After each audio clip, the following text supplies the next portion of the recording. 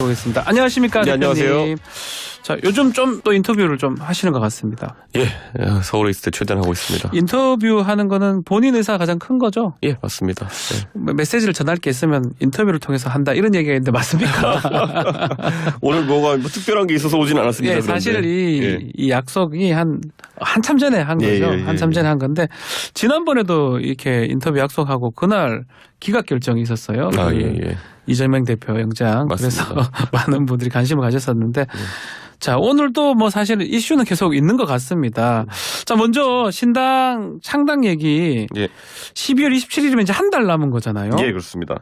지금 1%도 올라간다 그랬는데 이제 몇 퍼센트 된 겁니까? 한 달 남았으면 이제 70 정도 됐겠죠? 아, 70%다. 빼기 30 하면은. 네. 70%까지 온 거 맞습니까, 확실히? 그렇죠. 아. 근데 사실 그런 얘기도 있어요. 신당 창당 가능성이 예.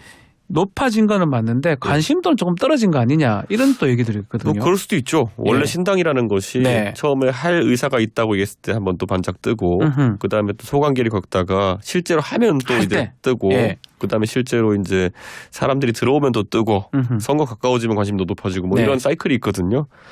그래서 저는 별로 초조하지도 않습니다. 아, 본인은 별로 초조하지 않다 이렇게 말씀하시는데 특히 지금 이렇게 이슈가 조금 신당 이슈가 사라진 거 배경 중에 한동훈 장관이 좀 눈에 띄기 때문에 그런 거 아니냐 이런 얘기도 있던데요. 근데 한동훈 장관의 총선 예. 참여는 상수였기 때문에 예. 언제 그것을 이제 잘 써먹느냐의 문제였을 텐데 글쎄요. 저는 한동훈 장관이 오히려 만약에 호사가들 얘기하는 것처럼 네. 저 때문에 일찍 등판한 거면은 너무 등판이 빨랐다라고 얘기하고 싶습니다. 예. 왜냐하면 물리적으로 또 이제 한 1월까지는 장관직을 수행한다고 하는데 예. 법무부 장관으로 있을 때 할 수 있는 일과 또 밖에 있을 때 할 수 있는 일은 다르거든요. 그렇죠. 그래서 실제 지금 한동훈 장관이 할 수 있는 이벤트의 성격이 뭐 대정부지로 나가서 쏘아붙이거나 예. 아니면은 어디 가서 지지자들이 꽃다발 들고 오든가 이 두 가지 정도의 그림밖에 안 나올 거거든요. 실제로 그래서 대구 방문했을 때 모습보다 대전 방문했을 때 사람들 관심도가 거기도 떨어졌죠. 예. 그래서 저는 뭐 그게 뭐 한동훈 장관이 잘못하는 것도 아니고요. 예. 근데 겪게 될 사이클입니다, 다들. 예. 그러면 뭐 호사가다고 말씀하셨으니까요. 네. 지금 이준석 신당이 뜨니까 한동훈 장관이 이제 좀 눈에 띄었고 또 신당 창당이 이제 12월 27일쯤이니까 또 그 무렵에 혹시나 원포인트 개각으로 사퇴해서 또 붐을 일으킨 거 아니냐 이런 얘기도 있거든요. 그러니까 이렇게 말씀드려야 될 것 같아요. 네. 한동훈 장관이 정치를 하려면은 본인의 일정을 따라가야 됩니다. 아, 본인 일정을 짜야 된다. 스스로 가야 예, 된다. 본인이 종속 변수가 아니면은 뭐 대응 카드로 계속 움직이면 안 되는 게 예. 만약 그런 생각이 있으면요. 굳이 말씀드리자면은 그때쯤에 아마 김건희여서 특검이 있을 텐데요. 아하. 특검 이후에 거부권 전국에서 튀어나오면은 그 역시도 이슈가 안 됩니다. 아하. 네. 그래서 저는 한동훈 장관도 그런 이준석 변수에 따라서 일정을 정하는 건 아닐 거라 보고 그렇게 했을 때는 저는 그와 관계없이 움직여도 상관없지만은 한동훈 장관은 여러 가지 다른 건 때문에 고생할 수도 있다. 그래서 본인의 의지에 따른 그런 시책을 따야 된다. 지금 보면 옆에서 본인들이 뭐 전략가라고 하는 사람들, 예. 선거 한 번도 나가본 적 없는 사람들이 컨설턴트라 그래가지고 다 그렇게 옆에서 이 날짜가 맞다, 저 날짜가 많다, 예. 날 잡아주고 있을 거거든요. 네. 차라리 역수리하는 게 낫다 그런 거는. 네. 그 컨설턴트라는 사람들 그 제대로 네. 못 맞춥니다. 이 누군가 뒤에서 뭐 뒤든 뭐 앞이든 간에 조언을 해주고 있는데 그 조언이 맞지 않다 이 말씀이네요. 시기를 잡는 뭐 게. 한동훈 장관을 대선 주자로 예. 보고 이제 대선을 준비하려고 하는 사람들이 많이 도와주고 있다라는 얘기를 들었어요. 근데 그 사람들 다 모여봤자 결국에는 네. 그냥 하나만한 얘기 하는 경우가 많아요. 이 대표 한 명만 못하다 이 말씀 하시려고 제가 느낌이 드는데 아이고 저는 돈 안 받고 해드립니다. 네. 돈 안 받고도 해드릴 수 있다. 자, 이 한동훈 장관 얘기 좀 더 해보면요. 네. 최근에 뭐 부모님 고향 춘천 또 청주에서 자랐다 이런 얘기 또 지방 얘기하는 거 보면 이게 정치권하고 사실 관계된 얘기 아닌가 이런 해석도 있던데요. 요렇게 지방 얘기하는 거 어떻게 봐야 됩니까? 이거 춘천 한동훈으로 네이버 검색해가지고 네. 오래된 순으로 검색해보면요. 예. 올해 2월 23일에 제가 제일 먼저 얘기했어요. 아, 네. 맞아요. 예, 네. 예. 근데 그 얘기를 제가 언급한 다음에 그러니까 예. 그게 그런 얘기였어요. 제가 만약에 국민의힘의 선거 전략을 하는 사람이면은 한동훈 장관을 춘천에 뭐 어떻게 하겠다고 한동훈 말씀하셨어요. 장관을 춘천에 배치하는 예. 것이 옳다. 예. 왜냐하면 그때도 강남 배치니 뭐 얘기 아마 나와가지고 뉴스킹에서 했던 말씀을 예. 기억을 하고 있습니다. 저는 이제 그런 생각을 하는 이유가 그 정치인에게 연고가 지역 연고가 예. 있는 건 굉장히 중요하거든요. 저는 뭐 상계동 출신이니까 거기 정치를 했는데 사실 험지 중에 험지거든요. 그렇죠. 근데 춘천 정도면은 인물론이 작동해가지고 될 수 있는 곳이라 봅니다. 저는 한동훈 장관이. 그렇기 때문에 저는 그런 연고를 강조하는 것도 나쁘지 않다라는 생각했는데 네. 그 당시에는 굉장히 한동훈 장관 측의 반응이 안 좋았어요. 예. 그러니까 그때는 아마 제가 그렇게 말했던 의도를 우리는 서울에 어디나 당선될 수 있는데 그런 식으로 왜 지방으로 보내려 하냐 이런 식으로 생각했던 것 같아요. 예. 근데 한번 서울 강북선거 뛰어보십시오. 그런 말이 나오나. 네. 그래서 지금은 지방 출신을 좀 강조하고 있다. 네. 현실을 깨달은 거겠죠. 현실을 알고. 네, 그래서 두 군데 얘기하잖아요. 네. 춘천에서 부모님 고향이고 네. 초등학교만 다닌 곳이 청주고 이런데 이거 청주 정도면 훌륭한 출마지죠. 야, 근데 사실 청주도 좀 쉽지 않지 않나요? 청주에서 한동훈 장관이 가려면 이제 청주의 상당구를 네. 가야지만 당선 가능성이 있는데 거기가 우리 당의 정우택 그렇죠. 부의장님 지역구거든요. 예. 정우택 부의장님이 쉽게 자리를 내어주진 않을 테고 그러면은 아마 같이 시너지를 이뤄가지고 상당구 옆에 다른 곳에 나가든지 흥덕이나 나가야 될 텐데요. 저는 뭐 그런 것도 하나의 도전이 될 수 있다. 예. 경우의 수는 한 3가지 정도 되는 것 같아요. 뭐 또 호사가들 얘기지만 일단은 출마한다는 가정하에서 비례대표 뭐 후순위를 받는 방법. 이것도 선거제가 또 확정이 돼야 되겠지만 두 번째는 좀 편한 지역. 뭐 강남이라든지 영남 지역에 출마하는 방법. 세 번째는 좀 험지 같은 데 가서 이기는 방법인데 어느 쪽으로 선택하는 게 맞다고 봅니까? 비례로 가면 선거 지휘를 하는 역할을 예. 해야 된다라는 것인데 그거는 한동훈 장관이 한번 생각해 봐야 됩니다. 네, 한동훈 장관이 뭐 여러 가지 강연하는 영상도 좀 보고 예. 그리고 또 뭐 질의응답하는 영상도 보고 근데 아직까지 한동훈 장관의 연설 톤이나 아니면 이런 건 아직 보지 못했어요. 아, 그렇습니다. 연설을 한 번 보지를 못했네요. 네, 근데 그런 게 생각보다 예. 크게 동작합니다. 아하. 우리가 이제 제가 이분 언급하면 안 되는데 안철수 의원의 연설 톤이나 이런 거 보신 분은 예. 이게 제약이 좀 정치인에게 된다는 걸 볼 수 있는 것처럼. 그래서 좀 본인도 그걸 바꾸려고 소리. 근데 그게 이제 안 되는 걸 계속 예. 바꾸려면 뭐 목소리 굵게 하고 이런다고 되는 게 아니거든요. 그렇죠. 저는 한 장관을 매번 이제 긁지 않은 복고 표현하는 게 아하. 제가 못한다 잘한다 이런 얘기가 아니라요. 예. 그런 게 본인에게 적절한 역할인지 본인이 잘할 것이다. 아. 예. 연설했을 때 정치인의 진면목이 일어난다. 저는 잘할 가능성도 굉장히 높다 봅니다. 왜냐하면 그렇죠. 말을 조리 있게 하기 때문에 예. 한동훈 장관이. 그런데 이제 그런 것들이 다 책임이 몰립니다. 아하. 예. 그렇기 때문에 그 비례대표 후순위 갔을 때는 그 문제가 또 되겠네요. 지원 유세 여기 다녀야 되거든요. 아하. 그리고 여기 기술적인 문제는 연동형 비례제가 아니어야지만 그게 가능합니다. 네. 연동형 비례제면 이제 위성정당을 하게 되는데 위성정당의 비례 순번을 받아가지고 그 본체당의 선거운동하는 것이 불법입니다. 네. 그렇기 때문에 뭐 그런 것들도 고려해가지고 판단해야겠죠. 어제 뭐 장해찬 최고하고 저희 또 인터뷰도 좀 했었는데 네. 한동훈 장관 나오면 뭐 민주당 쪽 사람들 다 도망갈 것이다, 제압할 것이다 이렇게 얘기하던데 그 부분은 어떻게 보십니까? 그게 이제 한탕주의거든요. 예. 그러니까 뭐냐면은 뭐 나중 제가 주식 투자에 비유하지만은 네. 예, 나중에 원금 회복하려 그러면은 네. 진짜 선물 옵션 한 방이면 돼 이래가지고 다 올인하는 거거든요. 네. 사실 장해찬 최고위원이 왜 그런 심리인지는 이해하겠는데 뭐 정말 어려운 판인데 한동훈 장관이 등장하는 것만으로 민주당이 혼비백산에 도망가고 네. 그 표현대로 만약에 선거를 이긴다면은 구국의 영웅이겠죠. 아하. 네, 그런데 민주당은 한동훈 장관 그렇게까지 두려워하는 것 같지는 않거든요. 아, 그렇습니까? 네, 그러니까 예. 장해찬 최고위원이 굉장히 다급하구나. 네, 구국의 영웅을 기다리고 있구나. 아, 기다리고 있는 것을 바람을 좀 표현한 것일 수도 있다. 이렇게 네. 해석을 해주셨는데 결국 만약 한다면 어떤 역할부터 시작을 해야 되는 겁니까? 뭐 비대위원장 얘기도 있고 선대위원장 얘기도 있고요. 한다면요.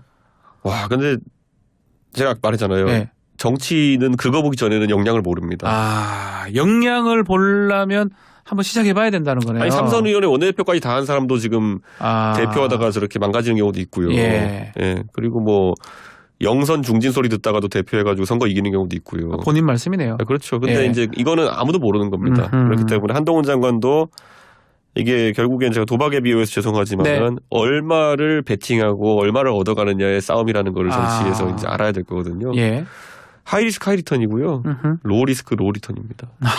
네. 아주 간단한 진리입니다. 너무 당연한 진리긴 한데. 그런데 한동훈 장관이 이제 법무장관으로서 예. 행정을 보면은 검사 때와 세상이 좀 다르다는 걸 알았을 거 아닙니까? 그렇죠. 검사 때야 내가 어떤 수사에 자신감을 가지고 또 워낙 그쪽의 전문가니까 굉장히 세게 질렀다가 수사 성과가 좋게 나온 경우도 있긴 했지만은 당장 법무부 장관 시절에 사실은 검찰총장이 할 법한 일, 이재명 대표에 대한 어떤 공격이라는 걸 했었는데 네.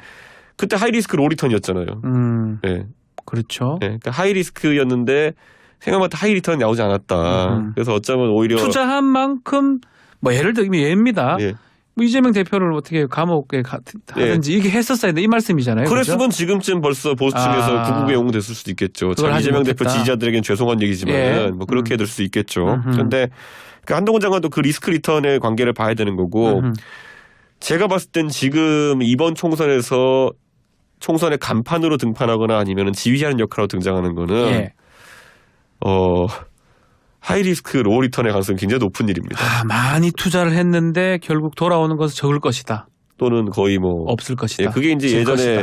황교안 대표가 겪었던 리스크랑 똑같은 거거든요. 아하. 네, 저는 그러면 윤석열 대통령을 좀 비교해 보면 검사 출신이잖아요. 어쨌든 정치에 돌아서 대권까지 잡았으니까 뭐 하이리스크 하이리턴이라고 봐야 되는 거 아닙니까? 같은 그러니까 이런 것 같아요. 윤석열 대통령은 예. 그 선거에 진입할 당시에 국민 모두에게 사랑받는 스타 검사였고 네. 거기에 핵심 뭐냐면 진영을 가리지 않고 공정한 수사를 한다는 이미지가 있었어요. 네, 그렇기 때문에 그 이미지 상태에서 선거에 돌입해서 바로 이긴 거거든요. 예. 그런데 한동훈 장관은 생각보다 너무 오랜 기간 동안 한쪽 진영의 법무부 장관이 되었다는 이미지가 있는 것 같아요. 이미지상 그렇다. 저는 그래서 한동훈 장관 이걸 좀 넘어서는 게 중요하다. 예. 왜냐하면 정치에 들어왔을 때 그러니까 이런 거예요. 윤석열 대통령은 문재인 정부의 검찰총장 하지만 조국 장관 사태에서는 할 말을 하는 사람 네, 맞습니다. 정도의 이미지로 예. 한 1년 정도 가다가 정치를 하신 거잖아요. 그리고 추미애 장관에게 공격받는 그 검찰총장. 네. 저는 한동훈 장관도 지금 시점에서 만약 정치 참여한다면은 많은 사람들이 윤석열 대통령의 후계자 또는 2인자 정도로 받아들이는 상황 속에서 조금 더 파격적인 행보가 필요할 것이다. 그런데 이렇게 하면 앞에 혈안이 뭐가 있습니까? 예를 들어 쌍특검이라든지 그렇죠. 이런데 이거를 한동훈 장관이 건드리기 좀 어렵고 그래서 저는 참 애매한 포지션이다라는 생각을 하긴 합니다. 그래서 그런 말 하셨군요. 윤석열 퀴즈에서 벗어나야 된다. 그래서 그 벗어나야지 대선 후보까지 갈 수 있다. 그 말씀 하는 대선 후보보다도 총선이란 일정표 앞에서 예. 사실 보수층 일각에서도 윤석열 대통령에 대한 기대가 많이 사라졌거든요. 네. 그러면 윤석열 대통령보다 좀 뭐가 낫네라는 지점이 있어야 되는 거거든요. 저는 그거를 한동훈 장관이 고민하고 있을 거라고 생각합니다. 자, 신당 얘기도 좀 나오면 질문 드려보면 최근 여론조사 보면 신당 지지한다. 이준석 시장 지지한다가 한 20% 초반대 같아요. 요거는 우리 YTN이 엠브레이 퍼블릭에 조사해서 11월 19일부터 20일까지입니다. 24% 정도 나왔어요. MBS 또 여론조사는 21% 정도 나왔는데 이 수치는 어떻게 해석하고 있습니까? 이게요. 사실 보도는 다 이준석 신당으로 가고 있지만은 네. 나중에 여론조사 표를 보고 어떤 질문을 했냐에 따라서 완전 결과가 좀 다릅니까? 그래도 한 20%대를 형성하는 조사들이 많이 나오는 거는 긍정적이라 보고요. 예. 왜냐하면 15% 한계선을 넘어서는 게 되면은 네.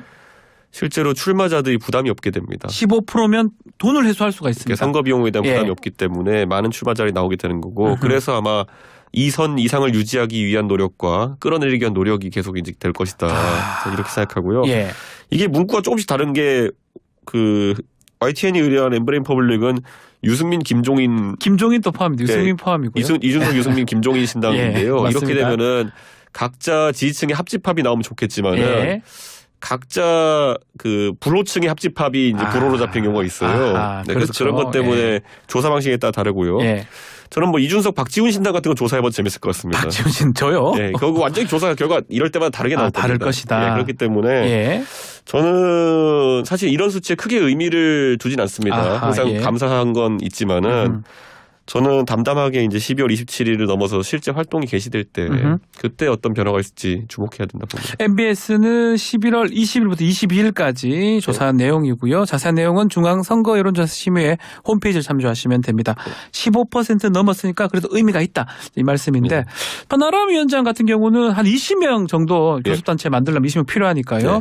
현역 의원들도 올 수 있다 이런 취지를 얘기를 하던데 맞습니까? 실제로 어제 이제 뭐 예. 확인되지 않은 그 국민의힘 쪽에 22명의 컷오프 명단이라는 것이 기자들 사이에서 돌기 시작했습니다. 예. 근데 이런 괴문서 같은 것들이 총선 전에 많이 돌 겁니다. 근데 이게 뭐 꼭 우리 당에서만 도는 것도 아니고 민주당에서도 많이 돌 텐데 그 명단을 보면은 그냥 충격적입니다.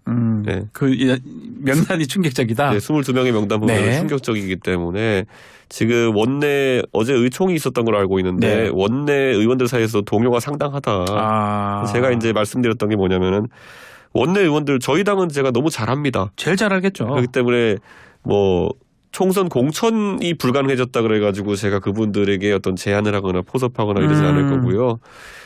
철학적으로 굉장히 올바르신 분들이 많습니다, 우리 당에. 그런데 올바르면 탄압받는 세상입니다. 아하. 예. 그러니까 저는 그런 분들 같은 경우에는 뭐 여러 판단할 수 있겠지만은 만약에 새로운 도전하고 싶으시다면은 연락을 드려야죠. 혹시 그 명단 분들하고 이전에 연락하던 20명하고 이렇게 겹치기도 하나요, 많이? 아니면 이렇게 말씀드릴게요. 놀라운... 우리 당 의원들은요, 제가 예. 연락드려가지고요, 뭐 신당 관심 있어요 이런 얘기 안 합니다. 요즘 잘 지내세요? 뭐 이 정도만 해요. 예. 왜냐하면 다 알고 지내는 분들인데요. 뭐. 그런데 이제 오히려 비명계라고 지칭되는 분들하고 간혹 소통할 기회가 있으면 민주당 쪽. 예. 그러면 현재 상황을 묻고 뭐 활동 계획을 묻고 이렇게 하기도 합니다. 네. 그 컷오프 명단에 혹시 영남 분들이 좀 TK나 PK 쪽이 많습니까? 우리 당 의원이 영남밖에 없어가지고 다 그러네요. 영남입니다. 그러고 보면 다 영남입니까? 예. 거의 다 영남밖에 없어가지고요. 다 영남입니까? 예. 수도권에 조금 있긴 한데요. 그럼에도 불구하고 하여튼 이 컷오프 명단 뭐 아직까지는 이게 뭐 지라시 같은 거니까 좀 봐야 될 것 같긴 한데요. 자, 12월 27일까지 이제 한 달 정도 남았습니다. 이제 그래도 한 달 남았으니까 전략도 짤 거고 계획도 짤 것 같은데 어떻게 지금 움직입니까 앞으로? 어쨌든 지금 그러니까 이런 게 있어요. 이준석은 왜 신당을 할 수 있다고 하면서 왜 어떤 방향성을 가질지에 대해서 구체적으로 얘기 안 하냐. 그러니까 그 방향성 얘기가 계속 나오고 있거든요. 뭐 슬근슬근 얘기했는데 일부러 딱 집어서 얘기하지 않는 게 이렇게 말씀드릴 것 같아요. 신당에 대해서 얼개를 빨리 공개라고 하는 쪽은 물론 그 기대치가 있는 분도 있겠지만은 맞춤 대응을 하려고 지금 준비하는 분들도 있습니다. 대응 때문에? 예. 근데 제가 뭐 이거 뭐 숨기는 게 작전은 아니지만은 최대한 많은 분들과 함께 하기 위해서는 제 아이디어를 최대한 공개하는 것을 억제하는 것이 답입니다. 오히려. 예. 원래 당이라고 하는 거는요. 제가 무소속 나갈 거면 벌써 다 떠들고 다녔어요. 당이라는 걸 하겠다는 거면은 최대 공배수를 찾아야 되는 거 아닙니까? 최소 공배수. 그렇죠. 예, 최소 공배수 찾아야 되는 거 아닙니까? 예. 그러니까 아니 최대 공약수를 찾아야 되는 최대 공약수를 찾아야 되는 거죠. 헷갈립니다. 갑자기 아침에 커피를 덜 마셔서. 근데 최대 공약수를 찾아야 되는 것인데 그 최대 공약수를 찾는 과정 속에 제가 너무 많이 떠들어 버리면은 뭐 언론이야 좀 기분 좋겠지만은 참여하실 분들은 헷갈립니다. 그나저나 그래도 계속 그 얘기를 하거든요. 아직 뭔가 이게 기치라든지 뭐 비전이라든지 당에 대한 그 얘기가 없다 보니까 요렇게 하다가 다시 신당이 안 된다 그러면 요래 되면 이준석 전 대표 이 사실 앞으로 일정이 쉽지 않다 이런 얘기도 있거든요. 이게 제3지대 이미지를 한 10년 동안 이거를 독점하면서 계속 단일화를 장사하신 어떤 분이 완전히 망가뜨렸어요. 이게 뭐 제3당이라는 게 만들어지면은 한 1, 2년 버티다가 단일화 장사에서 또 넘어가고 이런 식으로 이제 비춰지는 경우가 있는데요. 사실 그거를 굉장히 싫어했기 때문에 그렇게는 안 하려고 합니다. 그래서 하여튼 돌아갈 가능성은 없는 겁니까? 해가지고 망하면은 그냥 뭐 제 생각에는 가서 제 원래 하던 직업 프로그램하고 사는 거지. 뭐 해가지고 이거 뭐 또 단일화 장사하고 뭐 약방의 감초처럼 계속 정치적 역량 감소해가고 뭐 이런 상황에서 정치하는 거는 뭐 의미 없다고 봅니다. 알겠습니다. 지금 시간이 다 돼서 3부에 좀 더 모셔야 될 것 같습니다. 3부에서 더 할 얘기가 더 많습니다. 국민의힘 얘기도 좀 해야 되고 있고요. 혁신의 얘기도 좀 해야 될 것 같고 정말 제가 돌아갈 수 있나 이 질문도 드렸는데 답을 좀 더 들어봐야 될 것 같습니다. 자, 2분 여기서 마치고요. 3부 이준석 전 대표 인터뷰 계속 해보겠습니다. 자, 오랜 시간 또 기다려주시고 감사합니다. 너무 또 들어야 될 얘기가 많기 때문에 또 많은 분들이 뭔가 지금 글들을 많이 쓰고 있습니다. 뭐 행사가 있습니까 혹시? 일요일에 제가 대구 엑스코에서 오후 2시에 저희 연락망에 참여해 주신 분들과 함께 향후 정치 행보에 대해서 같이 논의를 하기 위해 가지고 행사를 잡아놨습니다. 일요일 날에 대구에서? 대구 경북에 있으신 분들은 일요일 오후 2시에 대구 엑스코로 오시면 저를 볼 수 있습니다. 대구 검단동의 엑스코로 지금 오면 되고 자리를 지금 예약을 다 잡아놓은 겁니까? 강당 큰 거 잡았습니다. 한 1,300명 들어가는 걸로. 그 사람이 혹시 안 찰 수도 있나요? 그러진 않을 걸로 보이는데요. 차야 근데 된다. 솔직히 좀 기가 죽었던 게 그 저녁 7시에 임영웅 씨가 콘서트를 하더라고요. 아, 임영웅. 야. 거기는 뭐 자신감 있게 7,000석 공연장을 빌린 것 같은데. 만석해도 됩니다. 거기는 뭐 만석까지는 안 되겠지만 하여튼. 사실은 정치 파이가 이렇습니다. 일단은 그러면 그 행사의 목적은 정치적 의견을 교환하는 자리가 되는 겁니까? 예, 그래서 천하용인 팀 가가지고 다 나가고, 같이 이야기하고 무엇보다도 사실 이런 거예요. 정치적으로 이야기할 공간에 있어가지고 뭐 방송 나와서 얘기하는 것도 있고 또 그리고 뭐 토론 자리 나가는 것도 있지만은 가면 또 모두 발언 같은 거 하면서 연설 비슷하게 연설 우리의 생각을 얘기할 기회도 있고 이런 게 필요하겠죠. 그 연설 말씀하셨는데 좀 연설을 잘하는 좀 젊은 정치 눈에 띄는 사람이 있습니까? 제가 못하는 것 같지는 않습니다. 저는 뭐 이준석 전 대표는 하는 걸 많이 봤기 때문에 메시지도 좋아야 되고 전달력도 좋아야 되잖아요. 근데 연설이라는 게요. 대중 연설을 경험할 기회가 별로 없어요. 그렇죠. 정치인들이. 그래서 저는 왜 제가 연설 쪽을 많이 봤냐면은 대학교 때 제가 2003년부터 2007년까지 미국에 있었는데 2004년에 미국 민주당 전당대회를 제가 있던 보스턴에서 했어요. 근데 그때 바람잡이 연설하라고 뭐 상원의원 나가는 사람을 앞에 세웠는데 정말 잘했어요. 그게 오바마입니다. 그래가지고 한 방에 떠가지고 2008년에 대통령 된 겁니다. 연설 잘해서 나중에 대통령까지 됐다. 저는 오바마 연설 거의 다 문장까지 외워요. 그 정도로? 그 정도로 임팩트가 있는 거였기 때문에 저는 우리나라도 좀 그런 감동을 주는 정치를 좀 해봤으면 좋겠는데 지금 뭐 전당대회 때 가보면은요, 뭐 이번에 우리 당 전당대 당선되신 분들 연설하는 거 들어보면요. 뭐 우리 여러분 기지개나 펴볼까요? 뭐 이런 거 하고 뭐 어머님 아버님 예찬이가 왔습니다 이런 거 하고 뭐 이런 거가 정치의 멋인가 저는 약간 회의적입니다. 그래서 오바마 보면서 이렇게 정치인 연설을 봤다고 하는데 우리 현행 지금 정치인 중에 좀 연설 잘한다고 느껴지는 분이 있을까요? 제 기억나는 게 없어요. 없죠. 예전에 우리 뭐 DJ 예전에 그때는 진짜 대중 연설 시대였었는데 가끔가다 노무현 대통령 연설 같은 거 유튜브에 뜨면 다시 보고 하면요. 야 이건 좀 특이한 형태다. 국제 정치사 유례가 없는 특이한 형태의 연설인데 굉장히 그 끌림이 있다 이런 생각을 하기도 하고요. 그리고 아까 김대중 대통령이나 아니면 YS 대통령 시절에 그거는 그 100만 군중이 모여가지고 그걸 듣는다는 것 자체가 감동인 적이 많거든요. 거죠. 그런데 최근에 한 10수년간 우리가 기억나는 연설이 뭐가 있겠느냐. 가끔가다 뭐 원내대표 무슨 연설 이런 것들이 회자되기도 하는데 유승민 의원 것도 내용적으로 굉장히 훌륭하고 한데 저는 그 말하는 연설적인 요소 때문이 아니라 내용이 너무 좋아서지. 근데 뭐 그런 생각이 좀 들긴 합니다. 알겠습니다. 자, 인요한 혁신이 이야기 좀 해보겠습니다. 자, 혁신이가 최후 통첩을 보냈다고 봐야 됩니까? 일주일 시간 줄 테니까 답을 해달라. 그리고 이제는 건고가 아니다. 정식 안건으로 올리겠다. 이런 걸로 보이는데 또 혁신위원 4명이 지금 사퇴했다는 얘기도 있고요. 그러니까 이거는 그 국민들은 이제 혁신위를 가끔 보시기 때문에 이게 혁신위가 하는 행동들이 어느 정도의 갈등 상황인지 잘 모르시는 것 같은데요. 저는 정당의 혁신 역사를 잘 짚어보면요. 지금쯤 이미 혁신위가 들어놓았어야 됩니다. 벌써 들어놓았었어요. 한 2주 전에 들어놓았어야 되는 거거든요. 혁신안으로 뭐 누구 나가라 나온 게 벌써 3주가 다 돼가잖아요. 그러니까 2주 전쯤에 들어놓았어야 되는데 지금 와서 이제 들어놓을 수도 있다라고 이제 하는 거는 아마 지금 질의한 협상 끝에 아마 일정이 확정됐나 봅니다. 아마 일주일 안에 답안하면은 뭐 어떻게 하겠다 이런 거라면은 일주일 내로 사퇴하기로 했나 봅니다. 김기현 대표가. 뭔가 협상 시나리오가 있을 것이다. 그렇게 보시는 거군요. 사실 제가 좀 되게 죄송하긴 한 게 제가 지난주에 이제 2주 내로 사퇴할 것이다 이런 얘기를 했잖아요. 근데 그러다 보니까 오히려 좀 이준석 말대로 되는 걸 경계하는 움직임이 있습니다. 솔직히 말하면. 그렇게 안 되려고. 17% 18%대 하도 당해가지고 그 때문에 이제 그 투표율이야 국민들이 하는 거니까 일정을 바꿀 수도 없고 그냥 두들겨 맞았지만은 적어도 이 영역에서는 이준석을 점쟁이 문어같이 만들면 안 되겠다. 그런 생각이 있는 것 같아요. 근데 뭐 일주일 안에 뭐 답을 달라고 했으면 일주일 안에 사퇴하기로 했다는 것 같습니다. 그 사태는 이제 김기현 대표라든 지도부의 어떤 김기현 장제원 결정이죠. 두 사람의 결정이 나올 것이다. 나오고 혁신이 얘기에 이제 부응하는 그런 어떤 응답이 나올 것이다. 이렇게 보는 그럼 혁신이를 조기 해체할 필요도 없겠네요. 그렇게 된다면 뭐 이미 재생은 해체 상태고요. 근데 뭐 그거를 통해서 이제 성과를 이제 최종적으로 하나 만들려고 하는 게 아닌가라는 건데 이번에 보면 특이한 게 어젯밤에 갑자기 시사전을 단독으로 그 4명의 외부 혁신위원이 사퇴하기로 했다 이런 게 나왔어요. 근데 외부 혁신위원이 6분인데 그분들 4명이 사퇴하기로 했다는 건 보니까 그 소위 혁신인의 현역 의원 박성중 의원과 전직 의원 오신환, 김경진 네. 이 세 분 정도 외에는 내용이 공유가 안 되는 것 같아요. 네. 그래서 요 일주일 내로 다 사퇴시킨다라는 시나리오가 예. 공유가 안 되다 보니까 나머지 뭐 의사시고 뭐 이렇게 막 외부위원들은 외부위원들. 예, 그분들 같은 경우에는 이거 우리가 왜 이러고 있는 거지?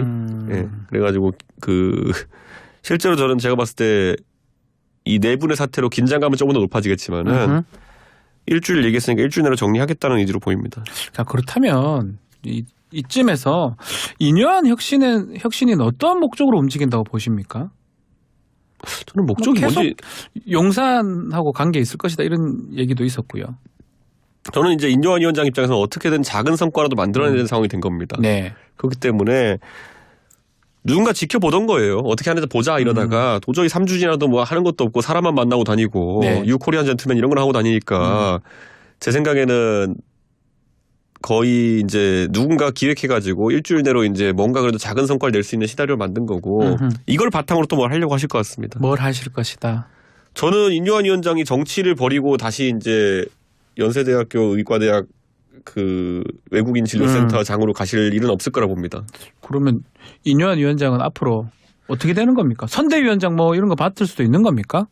비대위원장, 선대위원장 얘기 나오지만 네. 솔직히 비대위원장은 아무리 비상한 상황이라도 정치를 모르는 사람이 들어가면은 위험하다고 볼 수 있습니다. 네. 그렇기 때문에 가서 이제 뭐 유세하고 이렇게 뭐 회의 주재하는 정도 하는 선대위원장 정도는 하실 수 있다. 이런 생각이 듭니다. 그리고 서대문 갑 총선 출마 선언했다가 다시 혁신위원장을 맡은 거잖아요. 네. 새로 돌아갈 수도 있는 겁니까? 서대문 갑으로? 근데 이쯤 되면 서대문 가면 굉장히 어렵다는 거 아시지 않을까요? 아, 서대문 갑. 예, 이게 그냥 우상호 의원이 이제 불출마 선언했던 곳이죠. 그러니까 그냥 예전에는 셀럽으로서 그냥 어디 축구 행사한 데 가서 손 흔들고 이러신 거랑 이제 정치적 인물이 되셨기 때문에 네. 가면 사람들이 이제 좀 다르게 보거든요. 너 국민의힘 사람 이렇게 보거든요. 느낌이 좀 다를 겁니다. 한번 다시 축구 동호회 인사 가보시면은. 네. 예. 그러면 쉽지 않을 것이다 이렇게 보시는 거군요. 뭐 그래도 용기 있는 도전 항상 저는 응원합니다. 예. 그렇기 때문에. 자, 인요한 위원장도 그렇고 결국은 인요한 위원장을 비롯한 혁신위가 용산의 어떤 신호에 따라서 움직인다. 그때 예전에 한번 말씀했던 것 같은데 네. 그게 목적이 달성됐다고 봐야 됩니까? 시간 끌기라고 이제 김경진 혁신위원이 발언해가지고 문제가 됐거든요. 그렇죠. 그러니까 김경진 의원 같은 경우에는 뭐 검사 출신으로 윤석열 대통령 관계가 있는 것도 알고 있고요. 그렇기 때문에 그게 본심이라 봅니다. 시간 끌기가 가장 목적이었다. 그러니까 이게 아직 기사를 못 보신 분들이 모를 수 있겠지만은 어젯밤에 시사저널 단독 보도로 4명의 혁신위원들이 네. 그 민간인 혁신위원들이 사퇴하시면서 김경진 위원이 이 혁신의 목적은 뭐 당신들이 잘 몰라서 그러는데 김기현 체제를 유지하기 위한 시간 끌기용이다라는 발언을 했다고 예, 맞습니다. 복수의 그 사퇴한 혁신위원 증언하면서 사실인 것 같은데 그러면서 지금 이제 원칙대로라면 오늘 김경진 혁신위원이 한 2시간 내로 사퇴해야 되는 사안이거든요. 예. 근데 사퇴할지 안 할지 지켜보시면 됩니다. 사퇴 안 하면은 짜여진 각본이죠. 짜여진 각본일 것이다. 이건 그냥 말실수 정도가 아니라 정체성 부정이거든요. 혁신하겠다라고 한 게 혁신인데 알고 봤더니 시간 끌기용이었다 이렇게 본인이 시인한 거기 때문에 이거는 말실수가 아니라면은 혁신위가 그냥 종결된 거고요. 네. 말실수면 사퇴해야죠. 일단 뭐 시사저널에 보도된 내용을 이제 근거로 말씀 주신 거고요. 네. 자, 그렇다면 지금대로라면 김기현 대표가 사실 쉽지 않다. 김기현 대표 체제로도 총선이 치를 수 없다. 이런 것들이 반영됐다고 봐야 되는 겁니까? 글쎄요. 저는 지금 그 고민을 누가 하고 있는지 잘 모르겠어요. 어떻게 해야 총선을 이길 수 있느냐에 대해 가지고. 저는 솔직히 컨트롤 타워가 없는 상태다. 그렇게 보십니까? 아니, 대통령께서는 지금 정말 젊은 사람 중에 대통령 싫어하는 분들은 요즘 이렇게 얘기해요. 대통령께서 해외에 계시다가 가끔 방한하신다. 예. 그러니까 이게 굉장히 조롱조의 말인데. 예. 저는 지금 이 중차대한 상황에서 물론 대통령께서 정치에 개입하시는 것도 좀 이상한 거지만은 네. 지난 1년 반 동안 보면 정치에 개입 많이 하셨잖아요. 그런데 정작 이 중차대한 총선상을 앞두고는 해외 순방만 하고 계시다. 뭐 이런 얘기가 나오니까 당내에서도 이게 좀 이상한 분위기다. 이런 얘기가 나오고 있는 거죠. 알겠습니다. 김기현 체제 총선으로 갈지 말지도 그것도조차도 지금 아직까지 정해지지 않는 상황이다.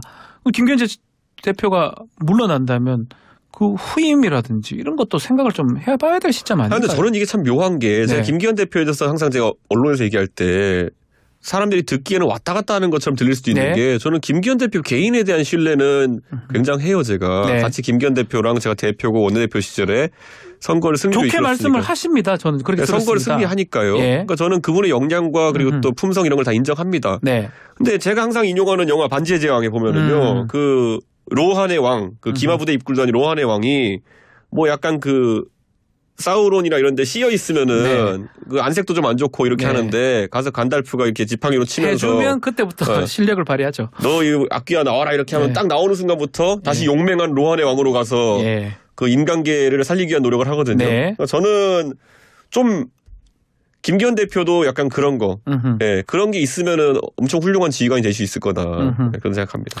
알겠습니다. 좀 주제를 조금 바꿔서 네. 민주당이 이제 탄핵이라든지 12월에 쌍특검 카드 이제 본격적으로 꺼내들 것으로 예상이 됩니다. 네. 국민의힘에서는 어떻게 대응해야 될지 전 대표로서 한번 생각해 본 바가 있을까요? 자, 청취자분들이 이거는 네. 굉장히 중요하게 들으셔야 되는 게요. 네.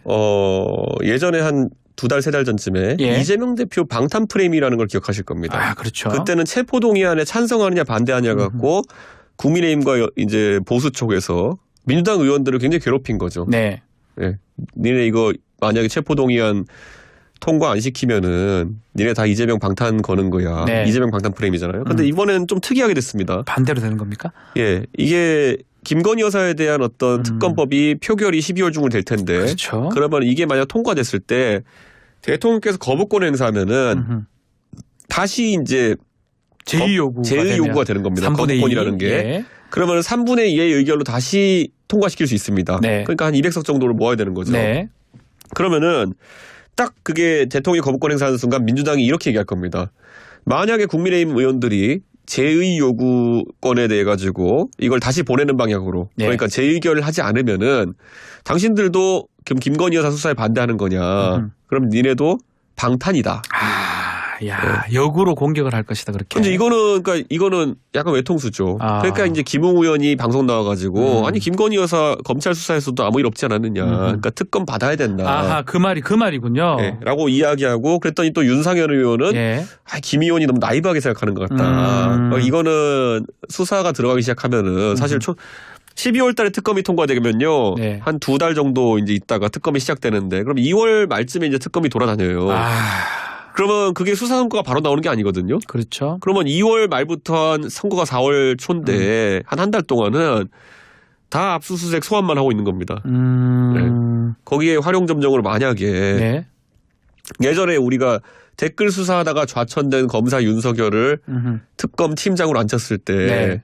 수사 열심히 하잖아요. 예. 예, 그런 것처럼 만약에 그냥 어떤 사람들 반농담조로 윤석열 대통령이 검찰총장 시절에 대립각을 세웠던 분들이 만약에 특검으로 오게 되면은 혹시나 수사 화끈하게 하지 않을까 이런 생각을 하는 분도 있습니다. 뭐 이성윤 지검장 이런 분들. 예. 근데 뭐 그거는 민주당도 약간 너무 정쟁으로 몰아가는 카드이기 때문에 그렇게 할지는 모르겠습니다만은 하여튼 지금 검찰에 놀고 계신 분 많다고 저는 알고 있습니다. 예. 그래서 그게 아주 큰 어떤 총선에 영향을 미칠 것이다. 이렇게 보시는 거군요. 그러지 않았으면 좋겠어요. 그러니까 안 저는 않았으면 이게 항상 국민의힘 출신이시니까 이런 표결에 네. 있기 전에 항상 있는 게 정치적 타결이 있어야 되는 거거든요. 네. 지금 시점에 이 특검법의 표결을 막는 방법은 결국에는 정치적 타협이거든요. 네. 네, 왜냐하면 저는 영부인이 어떤 상황에서도 이렇게 특검을 받는다는 거는 정말 국가 입장에 불명예스러운 일입니다. 네. 그래서 저는 이것에 대해서 물론 언젠가는 뭐 수사할 게 있으면 수사해야 수 있지만은 임기 중에 이렇게 하는 것도 저는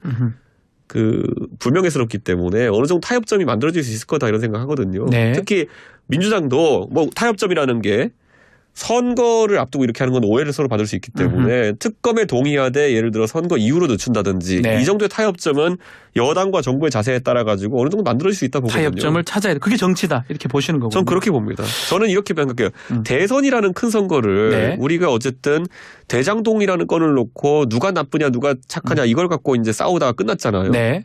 그게 우리 대선에 있어 얼마나 불행한 일이었습니까? 경제나 아니면은 이런 복지나 이런 아젠다들이 논의되지 못하고 특정 일에 대한 호불호를 가지고 대선을 치렀다는 게 지금 부작용이 나타나는 거 아닙니까? 네. 저는 총선이라는 중차대한 선거도 그렇게 안 됐으면 좋겠습니다. 수사나 이런 거에 대해서 예를 들어 이재명 대표에 대한 예를 들어 뭐 여러 가지 재판 결과라든지 아니면 뭐 특검 수사에 따라 가지고 선거 결과 바뀌고 얼마나 이게 좀 전근대적인 방식입니까? 저는 재판부에서도 이런 부분을 고려해 가지고 이재명 대표에 대한 판결이나 이런 것들 좀 늦추고 특검도 좀 늦추고 이렇게 하는 방향으로 뭐 재판부랑 타협 볼 건 아니지만은 네. 좀 그런 형사적인 문제로 선거를 안 치렀으면 좋겠습니다. 이제는. 예. 재판보다는 좀 제대로 된 총선 선거가 필요하다. 자, 시간이 너무 아쉽습니다. 저 시간이 좀 다 돼서 말씀 들을 게 더 많은 것 같은데. 예. 자, 오늘 말씀 여기까지 듣고 좀 정기적으로 좀 모셨으면 좋겠어요. 바쁩니다. 제 요즘. 개인적 생각입니다. 바빠요, 요즘. 예, 알겠습니다. 바쁜 거 알고 있습니다. 예. 정기적으로 전화 통화라도 좀. 예. 왜냐하면 많은 분들이 좀 응원해주고 많은 분들이 많이 궁금하다. 정치 신동 이 얘기 듣고 별로 안 좋죠. 신동 얘기는. 아니, 저 이제 내년이면 40입니다. 한국 나이로. 예. 알겠습니다. 정치 아저씨 뭐 이렇게 할게요. 네, 마무리하겠습니다. 이준석 전 대표와 말씀 나눴습니다. 감사합니다. 예, 감사합니다.